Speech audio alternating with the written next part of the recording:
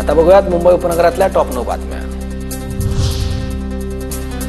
मुंबईला पाणीपुरवठा करणाऱ्या धरणांच्या पाणी पातळीत घट, मुंबईकरांवर पाणी टंचाईचं संकट, धरणांमध्ये केवळ 31% पाणी साठा, मुंबईकरांना पाणी जपून वापरण्याचं पालिकेचं आवाहन।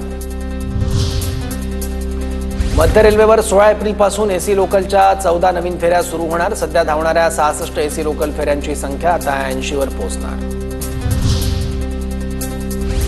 मुंबईत आतापर्यंत 13% नालेसफाई, पालिका अभियंते उद्यापासून नालेसफाईचा आढावा घेणार, पावसाळ्यात उद्भवणाऱ्या समस्यांबाबत नियोजन करून तोडगा काढण्याचे आयुक्तांचे आदेश।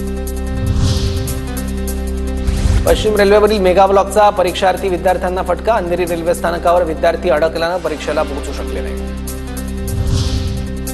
मुंबईतील राणीच्या बागेत कर्मचाऱ्यांनी दुचाकी चालवल्यास 500 रुपयांचा दंड, पेंग्विन गेट, मुख्य gate, camel gate, bell gate, बंगला गेट या ठिकाणी कामगारांना दुचाकी न चालवण्याच्या सूचना, दुचाकी चालवल्यास 500 रुपयांचा दंड।